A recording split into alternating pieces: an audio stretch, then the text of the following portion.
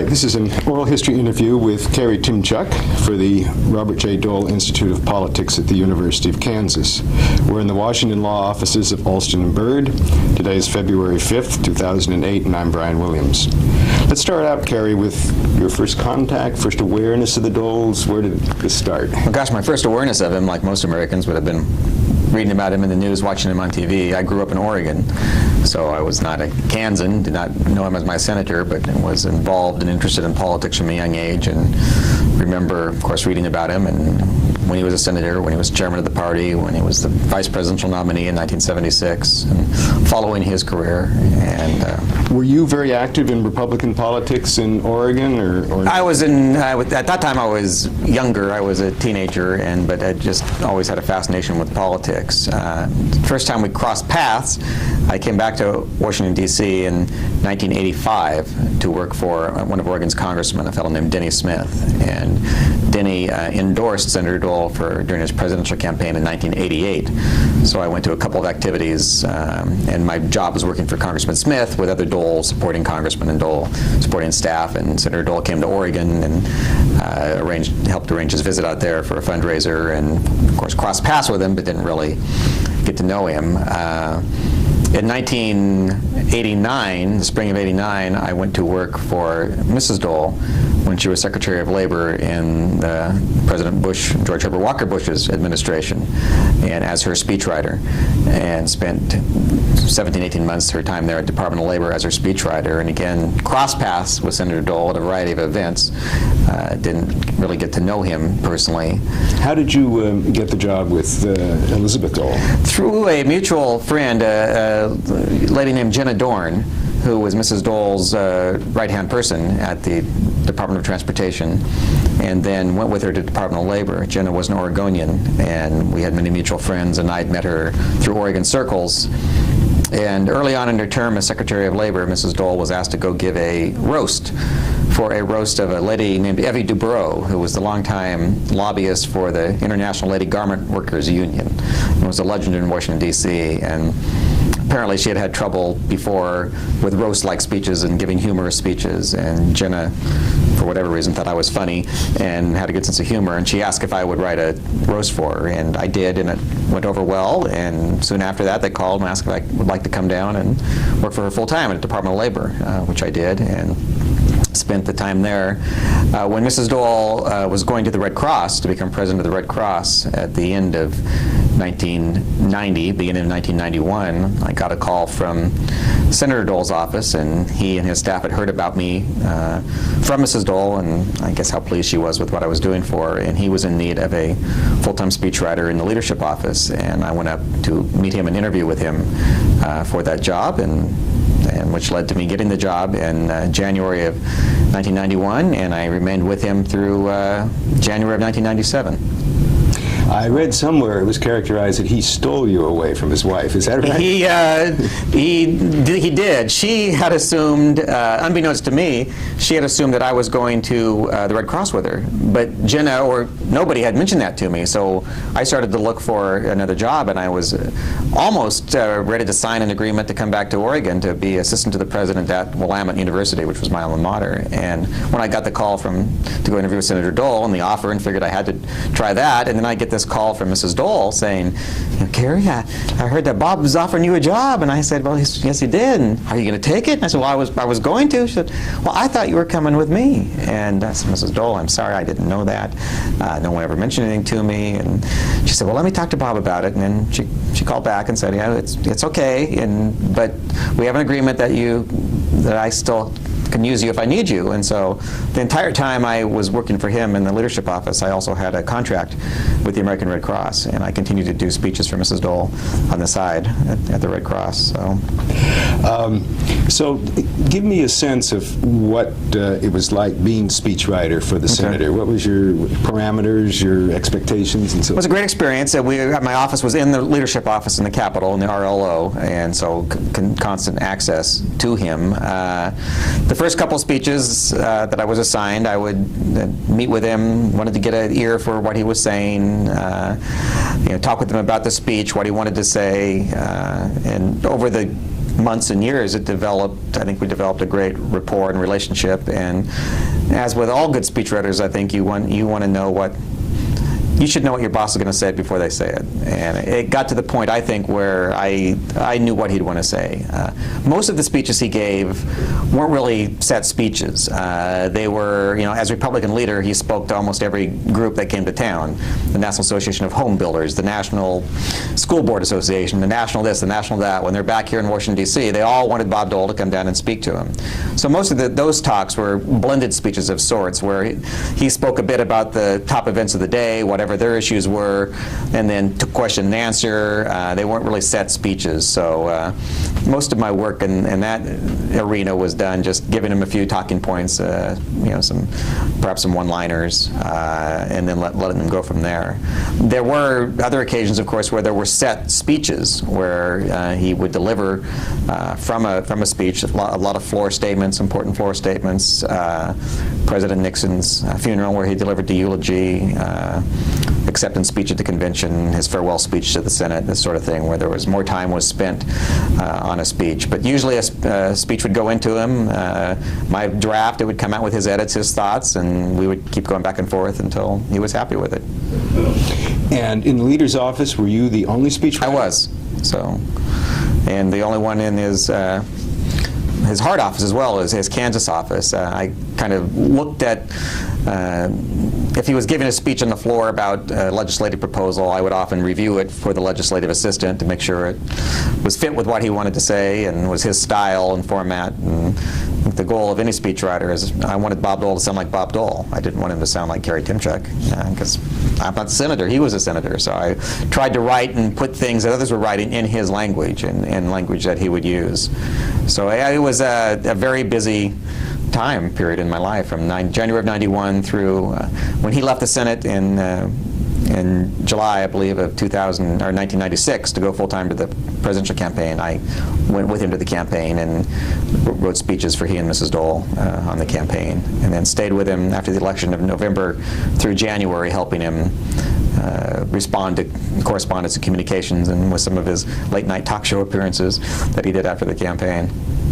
And since leaving his employ in January of '97 and returning to Oregon, I have helped him with the 2 humor books he did, with great political wit, laughing almost all the way to the White House, and great presidential wit, I wish I was in this book. So continued a relationship with him since then, helping with his book projects. When you first came aboard, was there a sharp learning curve for yourself? There was a learning curve as to his style. I was used to Mrs. Dole's style. They have two different styles. She likes more scripts, more word-to-word speeches. She likes to give a speech, and she's an outstanding speaker. Senator Dole is more off the cuff. He's forgotten more about politics, of course, than I could ever know. And he was more off the cuff and willing to just shoot from the hip and take Q&A. But along with learning to speak in their voices, you also had a lot of issues, I would imagine, to master as well. A lot of issues, and would get material, or if he was to give a speech on the floor about health care, then the health care legislative assistant to the chief of staff, Sheila Burke, who knew a lot about the issue, would provide me with the material, and then I would try to work it into a speech for him or a floor statement for him. So yeah, as a good speechwriter is a generalist rather than a specialist. You know a little bit about every topic and not a lot about any one topic. So I tried to be a good generalist. Now, Dole has a reputation for deviating from anything that's prepared. Absolutely. For, particularly in the campaigns, but you probably encountered this. Oh, absolutely. There were a lot of good lines that he didn't use, and probably some bad lines that he didn't use as well. But no, he was the boss, and he has a ability, after all his years in politics, to size up the audience, to know if they want to hear a speech, or if they'd rather just hear him talk off the cuff for a while. He's been in the audience and heard a lot of speeches as well, and he knows what works and what doesn't, and what they're looking for. And he also, of course, had the best sense of humor of anybody on Capitol Hill or in Washington, D.C., and always delighted the audience with lots of jokes and one-liners and asides. And He enjoyed telling Strom Thurmond jokes. This was, of course, when Senator Thurmond was still alive and in the Senate, and would always like to tell jokes about how old Senator Thurmond was. And so a lot of work I did was trying to think of one-liners about how old Senator Thurmond was. So. I was going to ask you about that. Being in the position of having to be funny, how do you approach that particular? Well, he's so naturally funny on his own that he didn't need much help from me or anybody else. But there were times where I would do one-liners for him. He was Master of Ceremonies, I remember, a great event when you're at Strom Thurmond's 90th birthday party. It was down at the JW Marriott Hotel. It was the biggest event in D.C. President Clinton had just taken office. He was coming to the reception. President Nixon, former President Nixon, was alive and was attending the reception as a special guest. James Brown, the music soul star, was there to sing at the birthday. It was a command performance, 1,000 people jamming the Marriott for Thurmond's 90th birthday, and Dole was the MC and had to be funny and introduce all the speakers, and we worked a lot on it because it was just a big public event and gave him a lot of one-liners, and he was a smash hit. It was a great evening for him, and President Nixon told him later it was the funniest performance he'd ever seen anybody give, even funnier than Jack Benny, I think was Nixon's words, which told you how Nixon thought about humor. But so yeah, he enjoyed making people laugh, so that was fun in that regard. Now, in that particular instance, sort of what proportion of his speech was your work and what proportion his? That one was more scripted work, where it was, because his role as MC was to bring the speakers off, move the speakers on, introduce everybody with a little joke or witticism, so those were all pretty much put down beforehand, but we spent a lot of time talking back and forth. I also worked with him a number of times on a gridiron type speech, where the Gridiron Club and the Alfalfa Club, of course, are the two big evenings in Washington, D.C., where politicians are expected to be funny and the pressure's on them to be funny. So I helped him with a few of those speeches as well over the years. Now, when two humorists sit down to discuss an upcoming event or prepare for an upcoming event, do you play off each other, or do you sometimes is it competitive? Do you get in each other's way? No more play off each other. I just, obviously I just threw out the kitchen sink as many jokes as I can think of, and then he picks the ones that he's comfortable with, or he would improve them, or he does have he has the timing of Jack Benny. He's a great one-liner, and he's got the kind of the acerbic humor of a David Letterman type guy, which I think is why he got along so well with Letterman and Leno. And he knows what a good line is, and he has good timing, and also knows the most important rule of political humor is self-deprecating humor, and he knows how to joke about himself as well. When he appeared on Leno and Letterman, did you work with their staff? Yes, worked with their staff to talk about topics that would be discussed. When he was on Letterman, shortly before he announced his candidacy in 1995, in fact, he almost announced on Letterman. Letterman, of course, is famous for the top 10 list, and so we proposed to his producers that Dole come on and do a top 10, which was the top 7 ways that Republicans were balancing the budget, and it was top 7 because Republicans were cutting everything by 30%. So, and worked out a top 7 that he delivered that night on the Letterman show, which went over very well. Wow.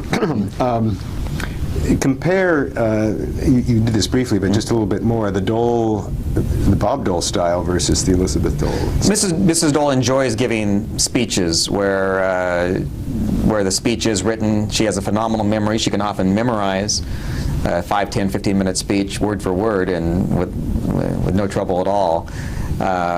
So writing for her, there was a little more pressure because you knew that every word you wrote, she was going to read, and often would give it in a speech.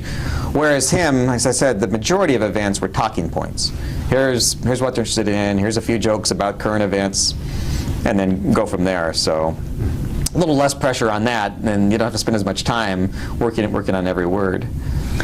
Were there certain issues during the period you were working with him that were particularly ticklish and had to be wordsmithed very carefully? I'm thinking of NAFTA or health care or any of the big political issues. No, not so much. As Republican leader of the Senate and as then the presidential candidate, but mostly as leader when I was there, he was expected to comment on everything. Every issue that came up, he would have to talk about it on the floor. So there wasn't so much, there wasn't any censorship going on, I don't think. We were, of course you have to be careful and not go over some lines, but Bob Dole says what he's thinking. But were there certain issues that you think back on that were particularly pertinent or poignant? Well, the healthcare debate went on, of course, in the early years of the Clinton administration, and so there were a lot of speeches about healthcare on the floor during that debate. And I remember the beginning speech he gave at the debate. He started by saying, "America has the best healthcare system in the world. America has the best healthcare system in the world. America has the best healthcare system in the world." And he said, "I say it 3 times because it's got to be at the end of the debate, we have to be able to say the same thing. Whatever we pass, America still has to have the best system in the world." So, but yeah, again, he talked about, I had to learn a little bit more about foreign policy than I ever knew before, because coming from Kansas, of course, he was expected to talk and speak and be knowledgeable about agriculture issues, which he was, which I wasn't. So I needed some briefing on those issues from his assistants on those issues. When he spoke in the well, was that primarily spontaneous, or was sort of the balance? A mix. There were some set speeches. Usually he would end up the debate. The leaders would end up the debate, and so there were set speeches there. He gave a lot of tributes from the well, as the majority or minority leader. He was expected to comment when a senator passed away, a governor passed away, a national figure like that, or on the events of the day. So a lot of speeches he gave there were from speeches I had prepared for floor statements I had prepared. But then, of course, during the given flow of debate, he would also ad-lib. So it was a mix of things in there. Sometimes he would use what I gave him, and sometimes he didn't. Did your role change much when he went from minority to majority, or majority to minority? No, still it's essentially the same thing. The Senate rules are such that no matter if you're in the minority or the majority, you have a certain degree of power. And in both those roles, he was expected to be the spokesman for his party in the Senate, which led to him speaking a lot on the floor. Was there anything that you had to do to address his disability in terms of... The speeches were placed in notebooks, and each page was put in a plastic folder, a paper holder, so they were easy for him to turn with his left hand. So he couldn't deal with or use just unbound papers shuffling around, so they're put in a portfolio in a notebook where it was easy for him to turn the pages.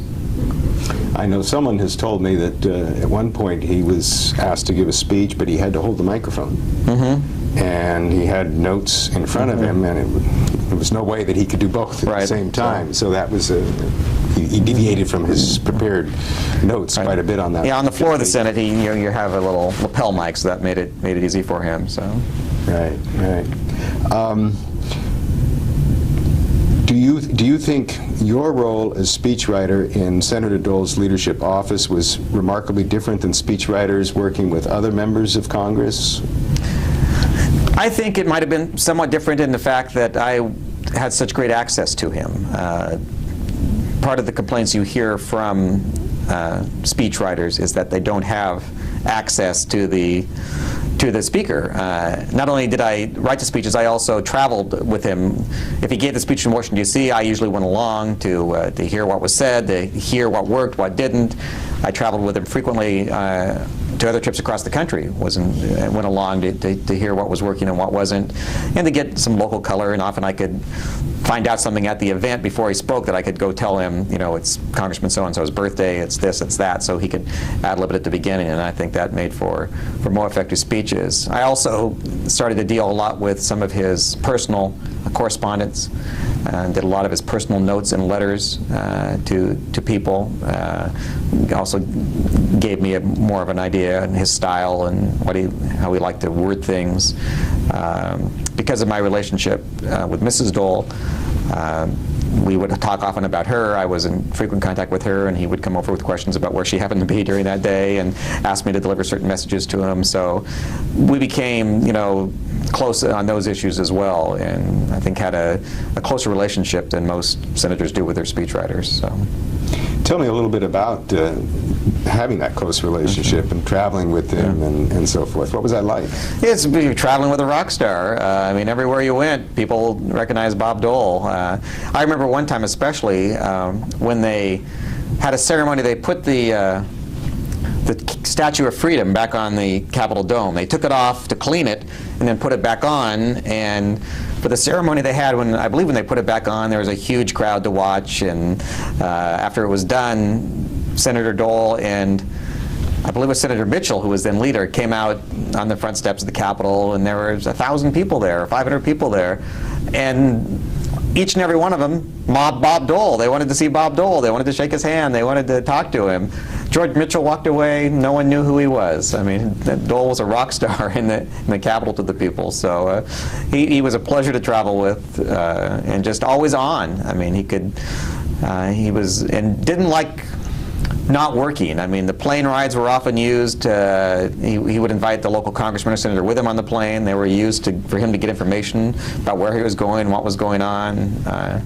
There wasn't any card playing on the airplanes as we flew. It was all work. So I remember coming back. I got to fly out on the congressional plane with him and a lot of the delegation to the Nixon funeral, where he delivered one of the eulogies. And coming back the plane, it was right during the healthcare debate, and he started up a healthcare meeting in front of the plane to talk about strategy on the healthcare debate. So he didn't like to sleep much on the plane. He liked to get work done and use the time. Did you have just casual off moments with him, or was that rare because of what you're talking Well, about? you'd get some casual off moments with him, and traveling with him, and eating dinner out sometimes with him, and lots of time to talk and to. What would be topics, sort of small talk topics for him? Current events, usually. I mean, what's going on in popular culture, and he likes to, Washington, D.C. was his life, and politics was his life, and that was a topic of endless conversation. Who's up, who's down, what's next, what's new, who's on the move, who's not. So he was always in the information gathering mode. Did you have much of a role to play in his '92 re-election campaign out in Kansas? It was such an easy race. I mean, there was, frankly, not much of a campaign. He gave the shortest announcement speech in history, as we joked. He hadn't announced his intentions. He was asked at a press conference out there if he was going to run again, and he said yes.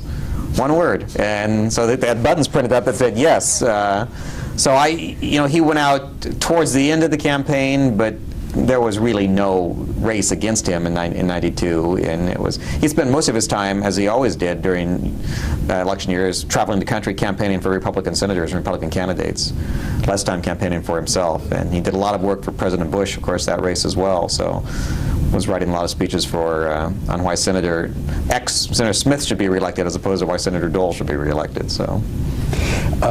You must have kept an extensive file of joke ideas and a whole bunch of topics, right? Mm-hmm. What happened to those files? I've got some of them with me out in Oregon. A lot of the material I had and notes and copies of things I sent to the Dole archives. When I first started working for Mrs. Dole, it's interesting, she gave me a file of 20 or 25 inspirational quotes that she'd like to use in speeches and found that were most effective, Martin Luther King or Mother Teresa or whoever. And over the years that I worked for her, I continued to put good quotes in that file, and she found one, she'd give it to me to put in the file. And a few years back, a publisher heard about the file and asked her to share it with readers, so I helped her with a book called Hearts Touched with Fire, My 500 Favorite Inspirational Quotations, which is out there now and did quite well, and she's really proud of it.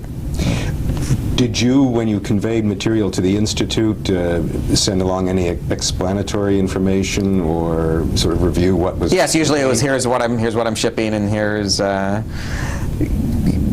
it was. I remember a copy of his few notes he got from original few notes he got from Richard Nixon that I had kept in a file afterwards. The notes, that great speech or whatever, and that type of thing. The picture of him signing his resignation letter.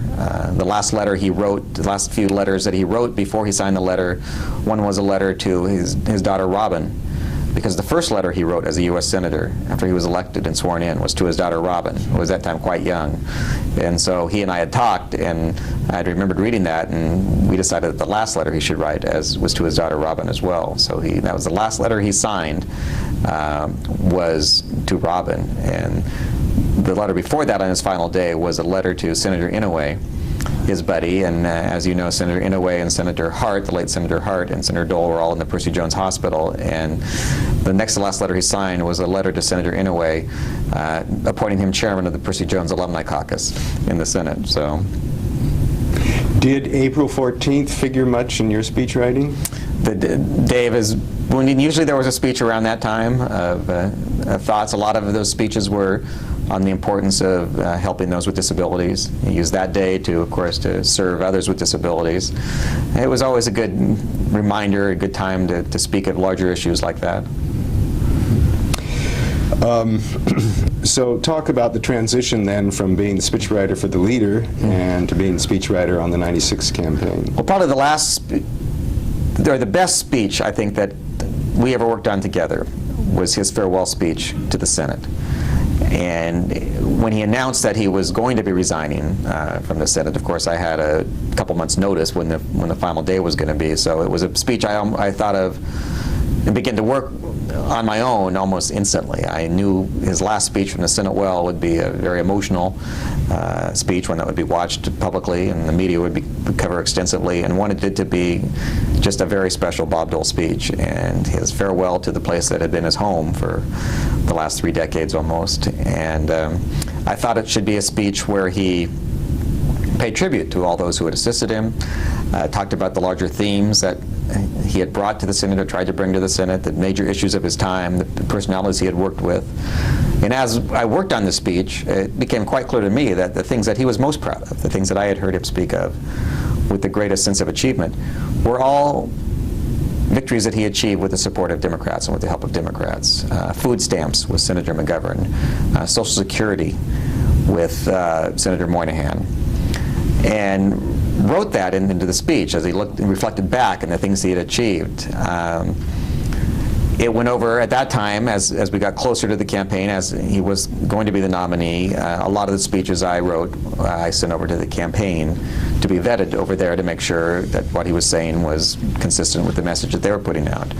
It came back to my desk with their suggestions that any compliments of the Democrats, most especially Senator McGovern, be removed. That it was not helpful to have Senator Dole be praising the Democrats. I disagreed, but it wasn't my choice. That was far above my pay grade. I sent it in to Senator Dole, and we had worked on the draft before. I sent it in the last draft that the campaign had seen with a note saying, see the campaign's suggestions.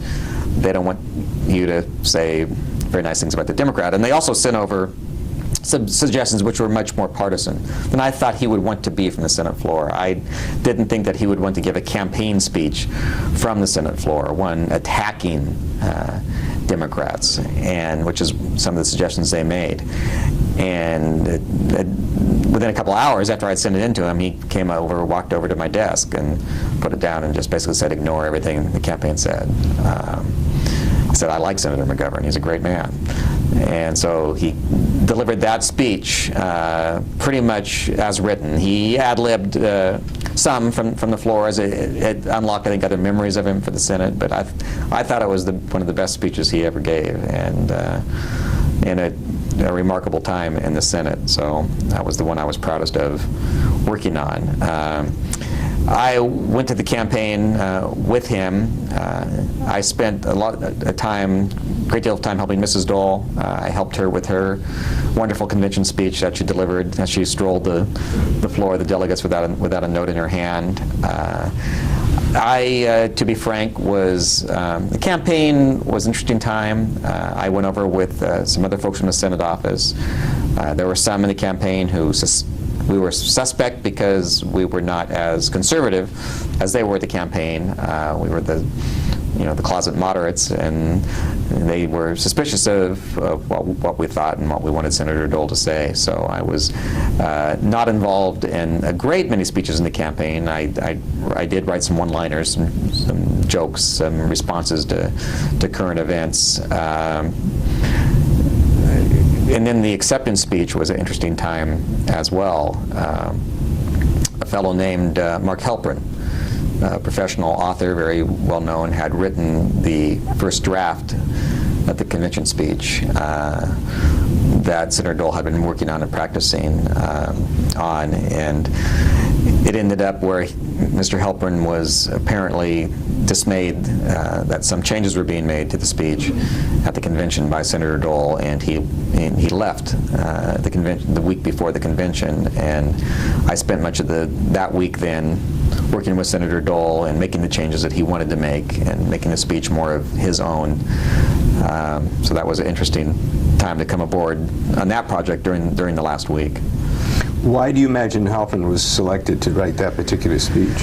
He was a very elegant, very professional writer. He had met with Senator Dole before Senator Dole. He had written some very nice things about Senator Dole, columns in the Wall Street Journal, I believe, about Senator Dole. And Dole met with him, and as I recall, Mark Halperin came in and told him that he should resign from the Senate, and Dole had been thinking the same thing. And so they shared an interesting thought on that. And then he helped, I believe, with the speech where Senator Dole announced that he would be leaving the Senate, not his actual farewell speech, but the speech where he announced that he would be resigning. And that went over fairly well, and then I think they thought he would be good to write the acceptance speech. My concern with the speech was that Mr. Halperin is an outstanding, very elegant writer, but he wrote for Mark Halperin. And there was much in it that I didn't think, in my opinion, that a lot of it didn't sound like Bob Dole. And then my goal the last week at the convention was to make it sound less like Mark Halperin and more like Bob Dole. So. What would be some of the key factors that would make it sound like Bob Dole? You use common sense words, plain words. You speak like someone from Kansas, from Russell, Kansas would speak, and not someone, not big erudite words. Not that Senator Dole wasn't intelligent. Of course, he was incredibly intelligent, but just he didn't speak like he was, educated at Yale and Harvard. He spoke like he did when he talked to people in Kansas. And so changing some words and some quotes that obviously he wouldn't, that I didn't think he would give, that just weren't Bob Dole. What about sentence length? Sentence length, long, elegant sentences. I remember that a word they had him use the word verdant, to talk about the verdant fields or verdant prairies. Well, verdant means green. Most people know what green means. Not many people know what verdant means. And so I was like, well, take that word out and put in the word green if you wanted to talk about the green fields. So it's that type of thing of changing it to be more like Bob Dole. So let Dole be Dole was our motto. Let's go back to the resignation from the Senate speech for just a moment. Would it be accurate to say that the two hands that worked on that were you and the senator, or were there others involved? His farewell speech? Mm-hmm. Yes, that was essentially solely the senator and myself. And did you, I was going to use the word lofty, bring in the lofty element to the speech, or? I should say, let me correct what I just said, that many of the big speeches that he delivered, I would also run by his very good friend and my very good friend, Richard Norton Smith.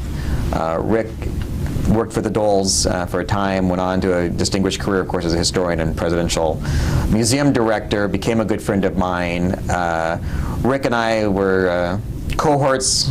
We thought alike usually. And I knew how much Senator Dole respected him. And if I saw a battle coming up and I needed an ally on my side of the battle to do what I thought was the right thing for Senator Dole, I would often suggest, or do on my own, sending the speech to Rick. And then Rick's comments I could take into Senator Dole.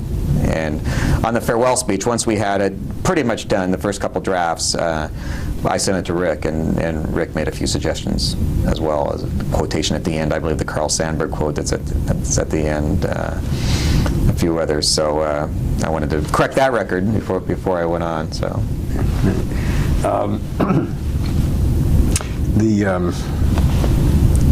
Yeah, Elizabeth's speech to the convention is probably the thing that most people will remember about that convention, in a way. And it had the look of being pretty extemporaneous. So what was the balance of preparation? It was similar to the speech she had been giving on throughout the campaign. She had started to do what she had termed, or someone had termed, the Dole stroll, where she was more comfortable walking into the audience and less comfortable behind a lectern, because she was talking about, you know, the man she loved, and there was no need for a script. So over the course of the campaign, she had developed a little, you know, a set piece of what she wanted to say, and it was her idea to do this at the campaign, to do this at the convention. And the campaign people said absolutely not. It was too risky. No one had ever left the podium before.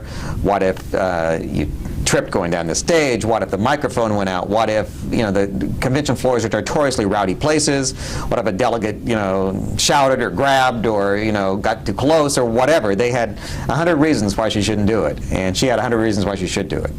And so they did it, and we went several backups. You know, there was 3 or 4 or 5 microphones in the audience in case every microphone went out of the place. The toughest part, she jokes, was having to walk down those stairs in high heels as she left the podium. The people, as you recall, she talked and met people who had played a role in Senator Dole's life, were placed in with the delegates, a nurse who had helped him when he was in the hospital, and so they had been placed. She knew where they were.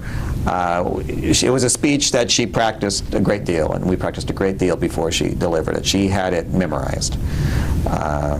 Much of it was already there in her heart, but some of the new stuff, the transitions, the material about the special guests in the audience, was all added in, and she had it down pat. I was sitting in the audience at the convention with this speech, with the text in my lap as she delivered it, and she dotted every I, she crossed every T, she didn't miss more than a few words as she delivered this half-hour speech. It was a virtuoso performance, and she was quite, properly praised for one of the best speeches ever at a convention. And she didn't carry notes or anything? She did not. Nothing in her hand. There was no cue cards, there was no teleprompter, there was not a note in her hand. It's a real achievement, yeah. Isn't it? Considering the stakes and so forth. Did she have a microphone problem? She did. The first one failed. First one quit as you came down the stairs, but there was the backup, and we had if that had failed, we had a backup to a backup and a backup to the backup. There were enough microphones in the audience to amplify anything, so we were prepared for it. But and what about rehearsals for that? How did that go?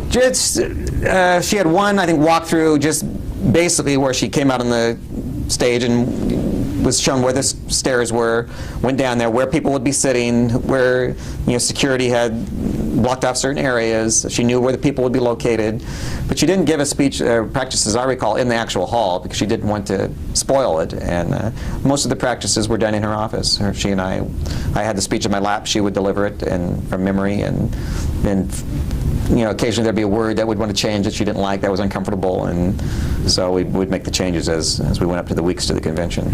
And at what point did she meet the people that were planted in the audience that she engaged? Probably at the practice session, I believe. She knew where they were. Many of them were people she already knew, so it wasn't a surprise to anybody.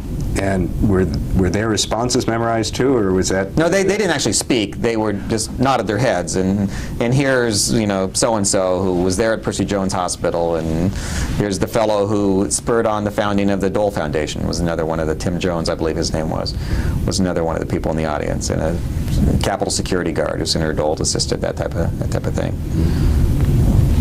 And what about the acceptance speech then of the senator? He, I think, had a practice session at the hall.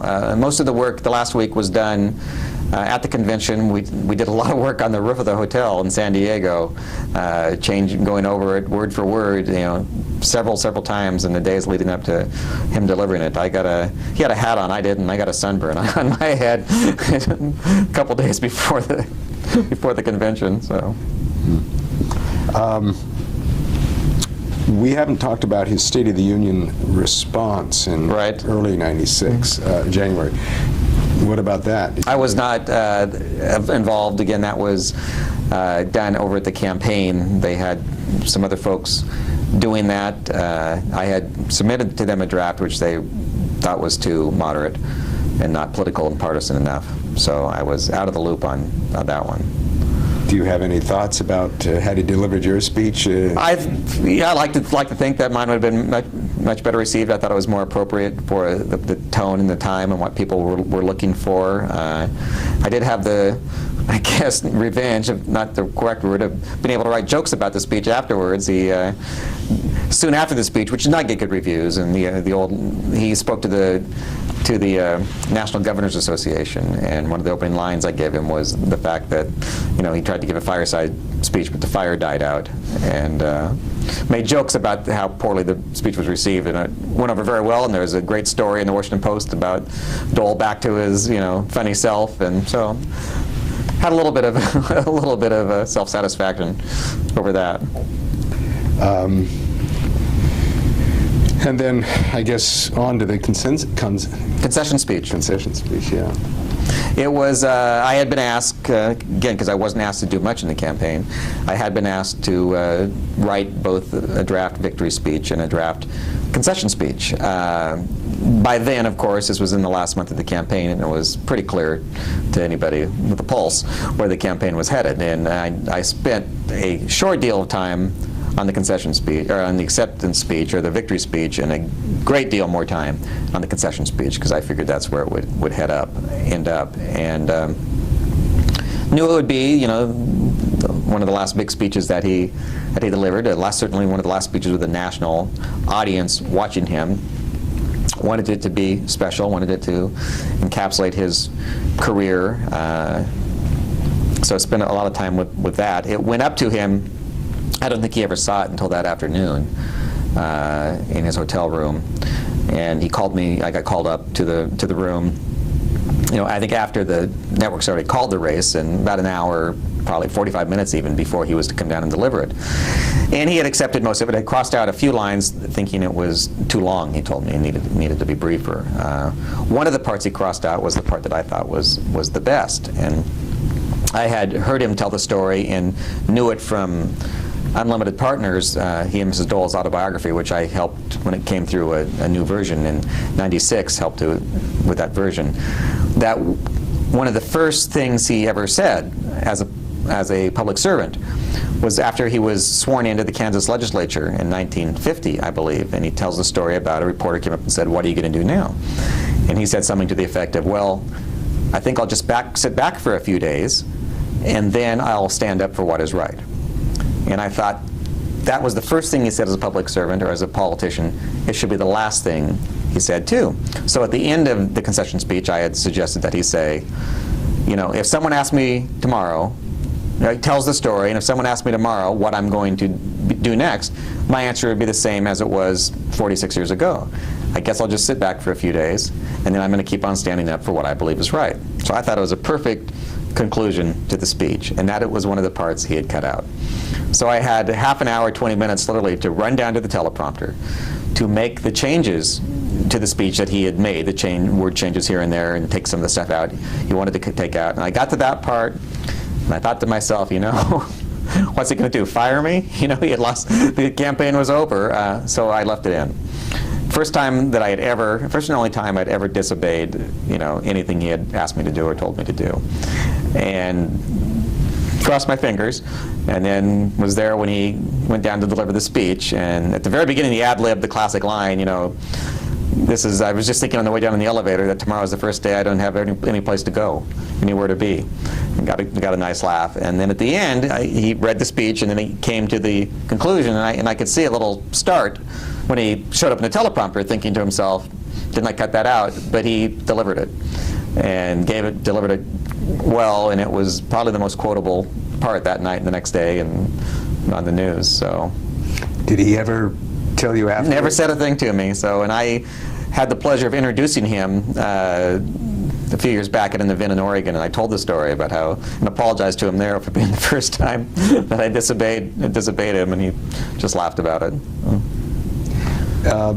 What was the room like when you came in upstairs before that concession speech? It was quiet. It was he and Mrs. Dole and Robin and the managers and a few friends and Senate colleagues, and it was quiet. There was, again, it was not a big shock. Everyone knew certainly where it was headed. So, what role did unlimited partners play in the campaign, do you think? Yeah, I think when it came out again, the first edition came out in 1988, before my time, and as I recall, unfortunately for the book and for the Doles, it was released the week after we lost the New Hampshire primary, which essentially ended his campaign, so it never really received much of a play. And once he cinched the nomination, again, he and I spoke of, well, now's the time to bring it out again, and talked to the publishers. They were interested. Rick Smith and I were hired to quickly do a quick update of the 8 years that had passed since 1998 when it had come out before us. So it could come out as a new version, a new forward, new ending. So we did that, and he was on the Today Show and on Regis and Kathy Lee at the time. He and Mrs. Dole talking about the show. A lot of folks, wanted him to sign it, and it gave him, their great life story. Both of their life stories is fascinating, and so they were able to talk about non-controversial items or non-controversial issues as they talked about the book. And still today, they get requests for it, I think, and people wanting autographed copies of it. Who wrote the original 88 Rick version? Smith was the chief. And did much of the first part change? I guess not. Not It's really much. just There was a the few back end. parts we had to change for factual things. People they have mentioned might have passed away since then, and make reference to that. Just tidying up the first part of the book, or the original version, and then taking it from there with the life from there and kind of his platform for the campaign.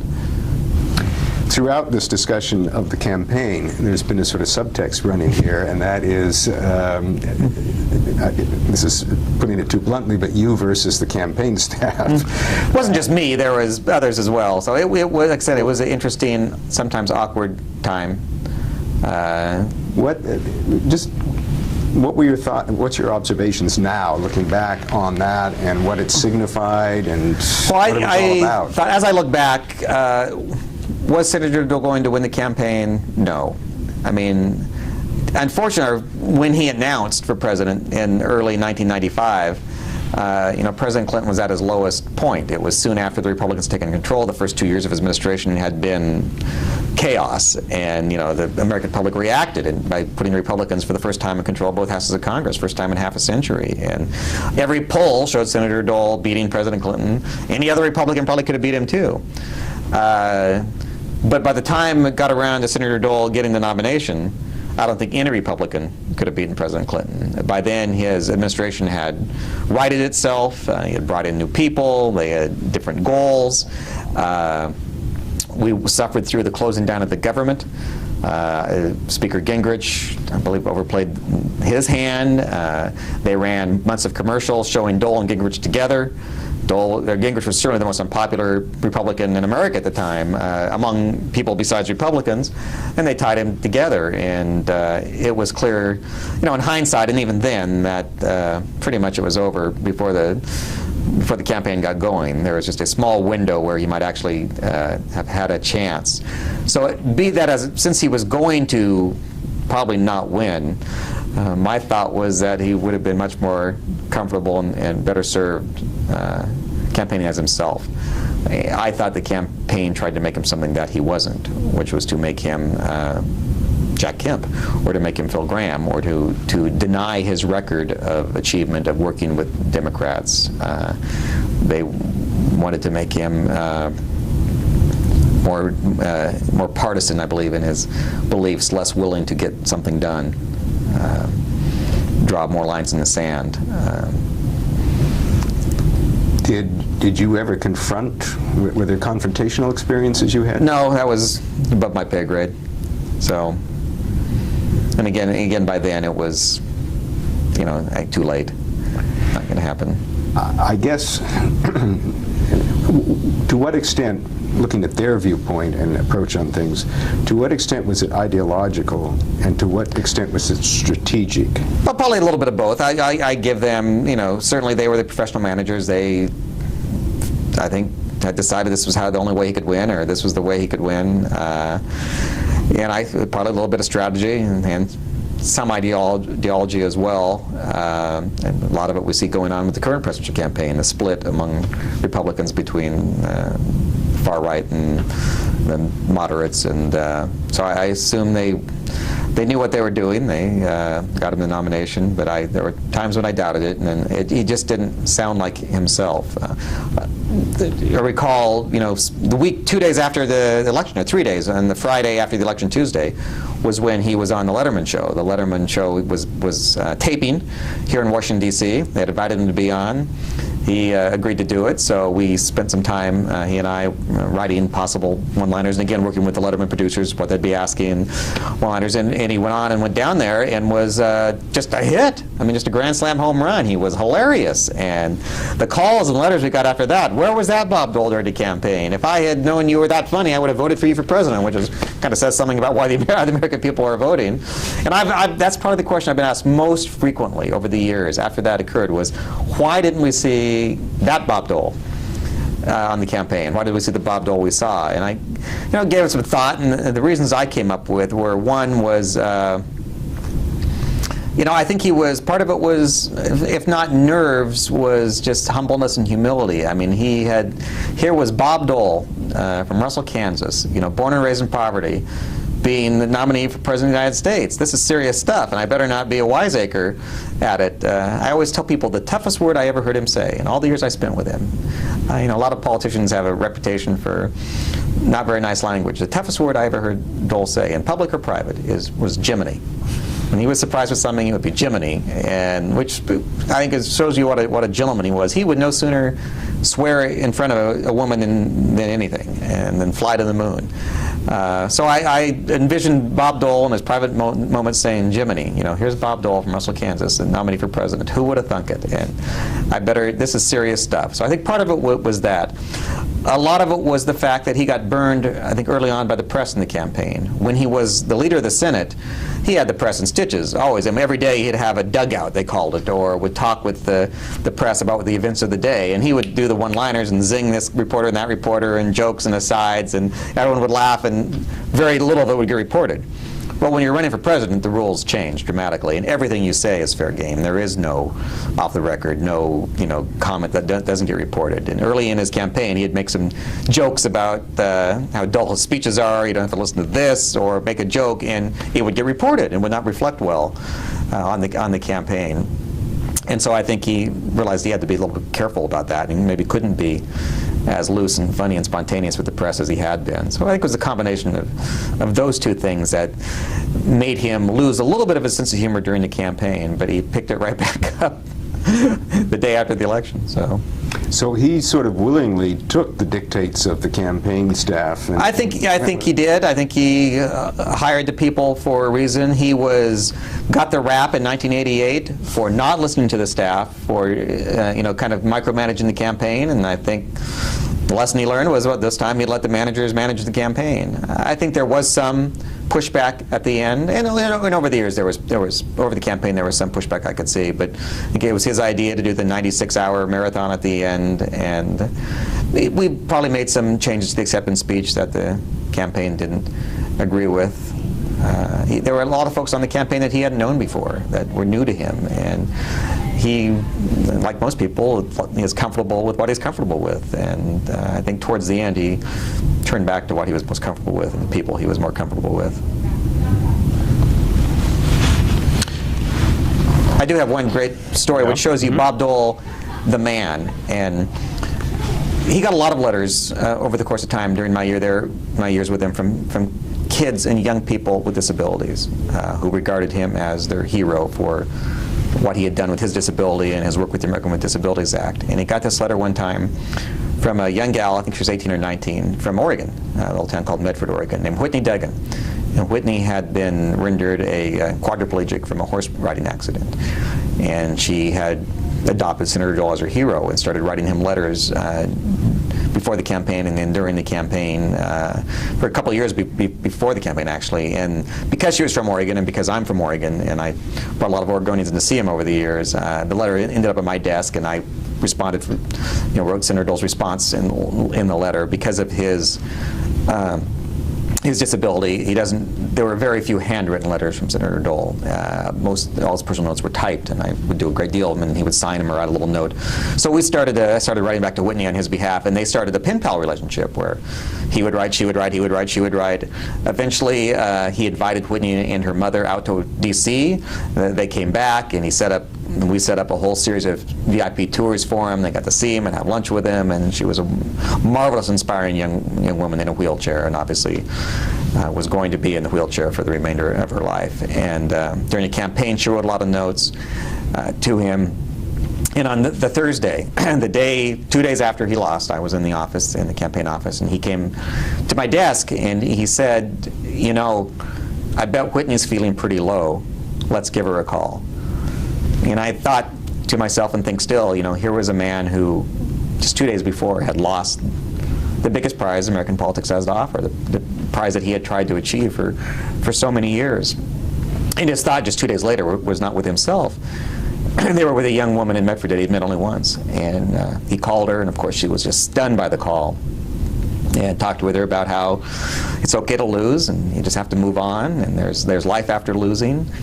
And I think he enjoyed the call so much that he came back and said, let's do more of these. And we found another 10 to 12 letters from young people who had written during the campaign or immediately had faxed him something after the campaign saying, you know, I voted for you, I was for you, go get him. And we called those young people up too, and just got a great reaction. I remember one of the ones he called was a 8 or 9 or 10-year-old boy in Michigan, and once word got out about the call he had made, the press, his local press, went to the little boy, and his quote in the paper was, "I was so excited I had to go to the bathroom." But I think that shows you Bob Dole, the man. I mean, he treated every year on the Hill, back then at least, there's a newspaper called The Hill on the Hill, and they would ask the minions of the Senate, for lack of a better word, the security guards, the waitresses, the elevator attendants, to rate the 5 nicest and 5 nastiest senators. And the runaway winner every year for nicest senator was Bob Dole. And that's because he treated everybody like a senator, be they an elevator operator or a senator. He treated everyone the same with great respect.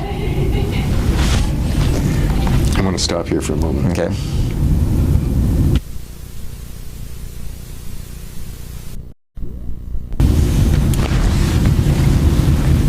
Let's cover a few more topics before we're done here. You had mentioned the funeral eulogy for Nixon. Mm-hmm. Tell me a little bit about that speech. Well, President Nixon, of course, passed away in 1994, I believe, in this April or May, as I recall, of '94. He had just been back to the Capitol in January. January of '94 was the 25th anniversary of his swearing in, and I conspired with Tom Korologos, a very well-known lobbyist in Washington, a close advisor to Senator Dole, and a great friend of President Nixon's, to stage an event, have Senator Dole host a lunch in his honor.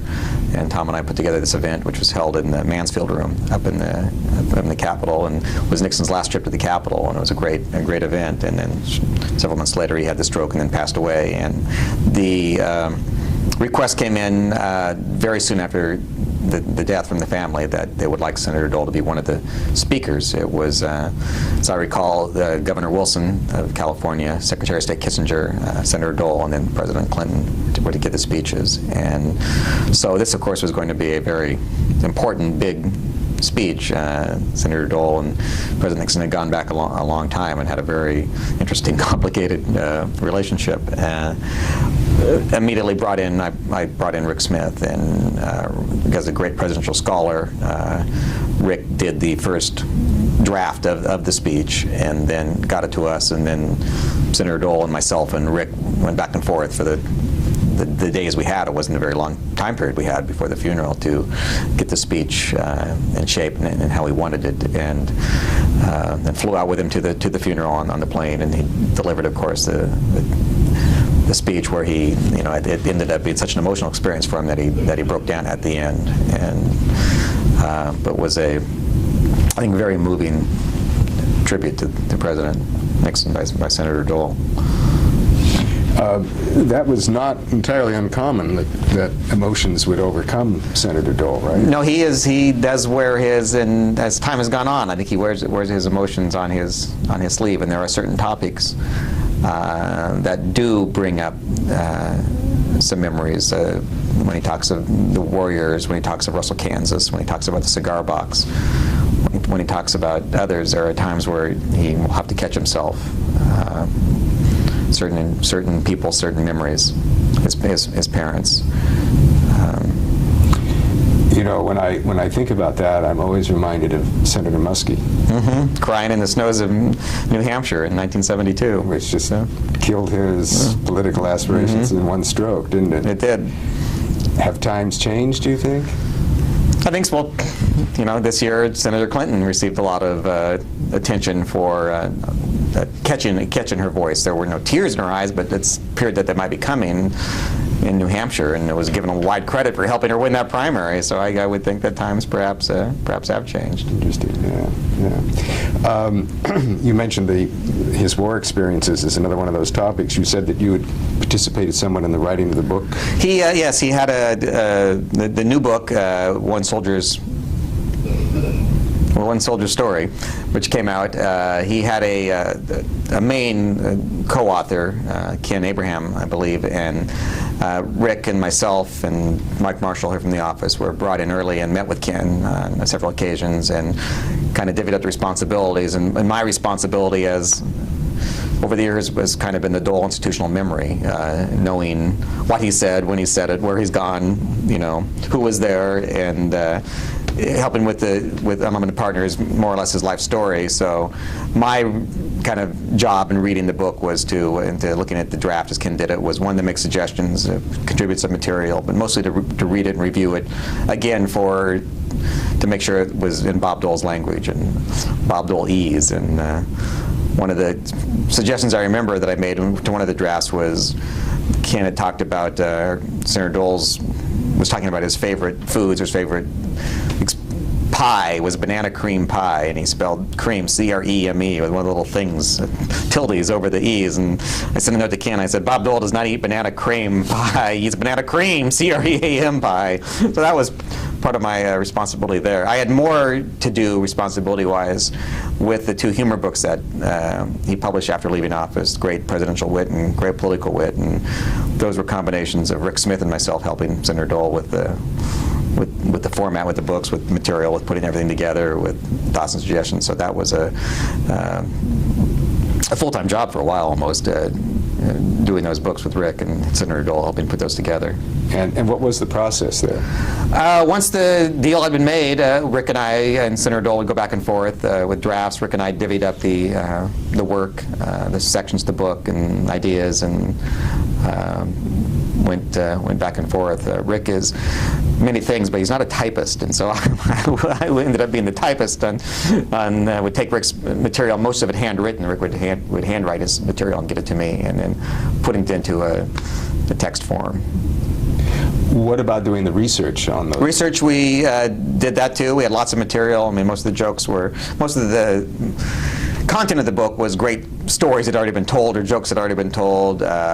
So Rick and I read extensively. Rick, as a presidential historian, had a wealth of background already going into it, and I read a great deal too, and just to learn as much as I could about political humor and presidential humor, and find the best stories and some nuggets that hadn't been reported. Some of the old saws have been out there for so long. We wanted also some new material for the books. Did you personally make some really rich discoveries in the preparation of those books? No, not that I can recall off the top of my head. Just some great lines that I had never heard before. I mean, some good jokes, material found in some books that had kind of gone out of reportage and hadn't been reported for a very while. So it was nice to bring those back to light.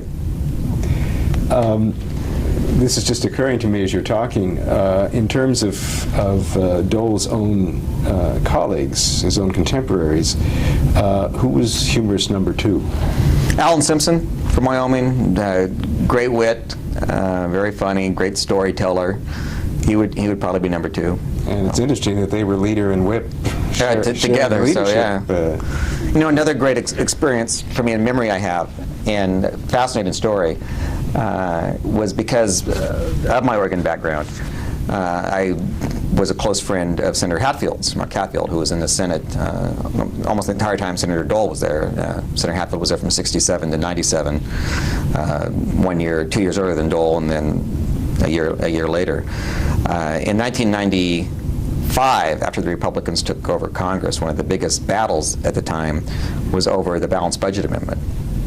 In the effort to pass the constitutional amendment in the Congress and send it to the states for enactment. It had passed the House under Gingrich's leadership with greater than the 2/3 majority needed, and was going to, it came over to the Senate. Very watched battle at a time right before Senator Dole was announcing for the presidency. His leadership was, thought to be at stake there, and this would have been a huge victory for him if he could achieve it. And as I recall, the Senate was 55 or 56 Republicans and 44 Democrats or whatever, or 54, 46, one of the two. We thought we had every Republican, and we thought we had 11 Democrats that had pledged to vote for it, giving him the 67 votes he needed. He needed greater than 2/3. He needed 67 votes.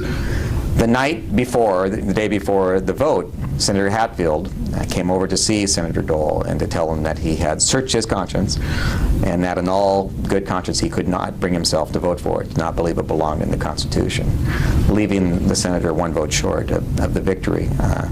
Senator Dole came over to my desk and said, "Mark just came to see me. He said he's not going to vote for it. What can we do to change his mind?" And we brainstormed about ideas about people who might influence him. He was close friends with Billy Graham. Could that help? Anything. But I knew in my heart of hearts that knowing Senator Hatfield as I did, and I think Senator Dole knew, that Senator Hatfield was one senator who was resistant at all to political pressure. If he felt it in his conscience, that's what he was going to do. But to show you the respect for which Senator Hatfield had for Senator Dole, and then not many people know about this incident, but a couple hours before the final vote, he came over to Senator Dole's office and he offered to resign on the spot immediately, leaving 99 senators in the Senate, meaning that the 66 votes we had would be greater than 2/3 and would be enough to give Senator Dole this victory. And Senator Hatfield was going to be retiring the next year anyway. He was not going to be running for re-election. He was still at 18 months, but I thought it was just an amazing gesture on Senator Hatfield's part. And I think some leaders who want to achieve victory, that's the end-all or be-all, would have accepted the offer and would have achieved this historic victory. Senator Dole did not. He rejected it out of hand, I think, believing as he did that any senator has the right to vote his conscience. And the year after he left office, Senator Dole, in 97, I believe, or maybe in early 98, he was invited back to the Senate to give a speech as part of this Leaders Lecture series that Senator Lott had started, Leader Lott, inviting all the former leaders back to speak. And I helped him with the speech about his, the format was memories of his time in the Senate. And he put this down, he listed this as the toughest day he ever had in the Senate, in his nearly 30 years in the Senate, the day when he was going to lose this battle.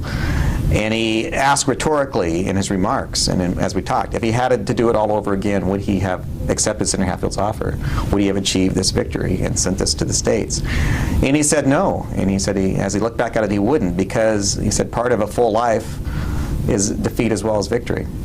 And every full life, as his certainly did, had its ups and its downs. And no one he knew had won everything they tried at. And that what was most important was that at least you were in there trying, not whether you won, but you were in there giving it your best shot. And he said he still wouldn't have accepted Senator Hatfield's offer.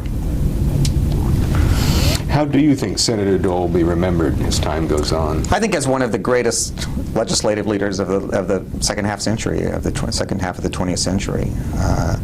A true gentleman, a man who often put his country ahead of his party, was unafraid to do that. One of the most gifted legislative tacticians of the time. Someone whose fingerprints can be found on almost every piece of major legislation of the 1970s and 1980s, first couple of years of the 1990s. A man who's responsible for saving Social Security, who the Americans with Disabilities Act, food stamps, made a profound difference, I think, for his years in public service. Some people credit him for being the master legislator, this tactician, and so forth. Do you feel that there is a real body of conviction and things that drive Senator Dole? He was a blend of idealism and realism. I think as he started out in politics, and certainly throughout his career, there are certain core principles that he never strayed from, that he believed in, that he fought for. But as a leader, I think he saw pretty quickly that he often said, and I heard him say, 80% is better than nothing. Because I can come back the next year with a little amendment and get 20%. He quoted Everett Dirksen, the late Senate leader, and Dirksen once said, "I am a man of fixed and unbending principles, and one of my principles is flexibility." And I think that was Bob Dole. Bob Dole had principles, but he was wise enough to be flexible, to know that in Washington, D.C., you can't get everything you want. If you insist on getting everything you want, you'll get nothing. And I think that was, frankly, Speaker Gingrich's fault. He thought he could get everything he wanted, and he ended up not getting much of anything back then, because you got to be flexible to take the victories you can, and it doesn't matter who gets the credit. I think that was another one of Senator Dole's principles. I saw many times where he would come in with an amendment, with a fix that would get the blocked parties, the blocked negotiations off the dime and get things moving again, and he would willingly give the credit to somebody else. He didn't care who got the credit. So just one of the great, I think, senators of our time, the great public leaders of our time. You use the word core values or core issues for him. Describe just a few of those. I think no one was more, eloquent about the importance of a balanced budget, of getting the debt down, of eliminating the deficit, the strength, the importance of the family farm, of American agriculture, the fact, the need for the existence of a social safety net, which is not something you heard a great deal from Republicans, and which I think came from his personal experience of being in poverty, and he writes in his book of having to sign the Social Security checks when he was county attorney, or sign the welfare checks for his grandparents. He saw life from the other side of the tracks. And he knew there were Americans who, through no fault of their own, could not make ends meet, could not help themselves, and that he was, I think he was a compassionate conservative before that term was cool, before that term was used. So I think that's another. He was, there's Main Street Republicans and there's Wall Street Republicans. He was a Main Street Republican. He knew what the Main Street grocer was thinking and what the neighbors needed, and he was just a great leader. What about bipartisanship then? Another lesson for him certainly is bipartisanship. Again, as he said in his farewell speech, he and Senator Mitchell and Senator Daschle, those are the two Democrat leaders that were in when I was in with Senator Dole. I mean, they disagreed on 90% of the issues, but they trusted each other implicitly. Their word was their bond. I mean, they knew that Bob Dole would never knowingly tell them something false, would never mislead them. He wouldn't tell them his strategy, but he would never, would never lead them down a garden path. He was going to tell them the truth, and that in the Senate, that's the only way to keep it running. I think we've seen some deterioration of that attitude, and since then, more partisanship, not enough partnership. But Dole was a man of his word. I know he's told the story frequently of a time where he might have accidentally misled one of the leaders to what he was doing, so he withdrew the amendment immediately. I mean, he was not going to do anything that would make them think that his word was not his bond, that he had not told them the truth.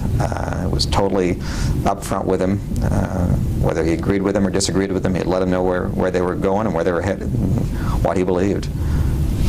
One little footnote here. As speechwriter, did you ever participate in writing any legislation? No. So, when you get home tonight, you're going to click your finger and say, "Why didn't I mention such and such?" Well, another story that I remember, just because it shows the type of man he was and leader he was, occurred during the right before the New Hampshire primary in early 1996. It was at that time, I think it was in December or January, when President Clinton came to Congress and asked for congressional authority to send American troops to Bosnia. At the time, they were going through the Milosevic and the genocide, and polls of Americans, and more importantly for Senator Dole's political interests, polls of New Hampshire Republicans showed overwhelming opposition to this idea of sending troops to Bosnia. Americans had concluded that we didn't have a dog in the fight, we didn't have a political interest any interest over there, and that we shouldn't risk American lives by going over there. Senator Dole disagreed. He saw genocide happening.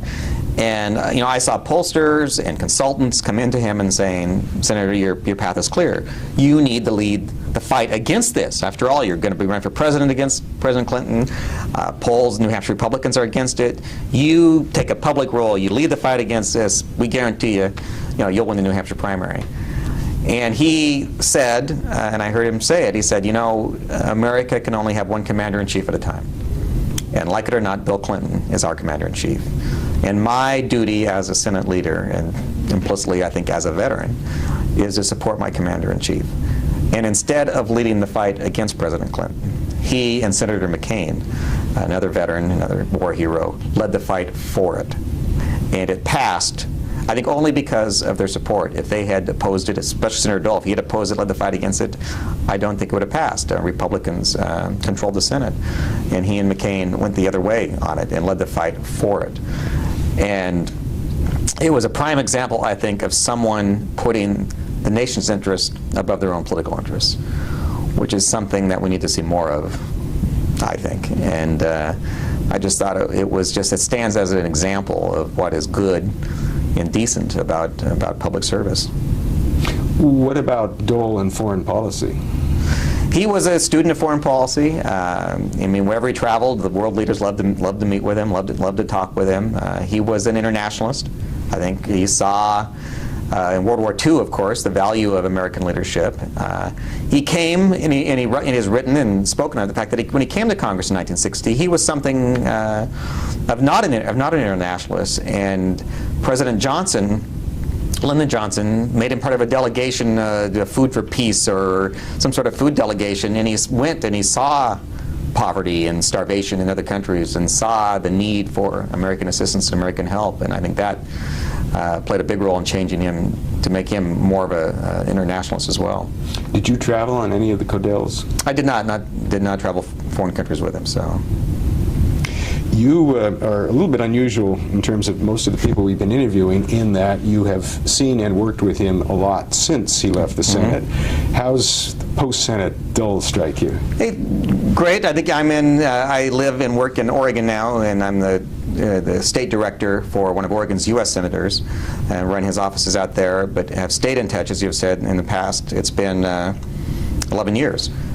This last month since I left Senator Dole's employ, and I've stayed in touch over the 11 years, helping him with the books, with speeches, with occasional one-liners for Letterman and Leno, and just keeping in touch with him. He'll call just to get caught up, just to talk politics, what's going on with my boss, what do I hear about other things. And I think he has he's found a great place for himself. He's a national, I think Senator Dole has the need to play a role and to make a difference, and I think he's found that with issues such as the World War II Memorial, with the Veterans Commission that he chaired recently. That was a great assignment for him. So I think he's found. He has talked often and wrote in his book about the best advice he ever got, which was from Dr. Kalikian, the famous Armenian surgeon who played such a role in his life and helped him after World War II in performing the surgeries on his arm. But more important than the surgeries, or equally as important, Senator Dole said, was the verbal equivalent to a slap on the face he gave him, which was to finally tell him to stop searching for a golden bullet, to stop searching for a cure, that he was not going to be restored to normal. Senator Dole said he fought for months and months and months to find the magic cure that would restore him to what he was like before he went to war. And it wasn't until Dr. Kalikian stopped him and told him and said, I can do this, but I can't, and no one ever will, be able to restore you to what you were before World War II. And he said, you have to make the most of what you have. And I think throughout his career in public service and now since leaving the office, Bob Dole has made the most of what he has. So I think he's found the place now where he can do that in this time of his life. I think we're done. Okay. Thank you. You bet. Hope that was okay.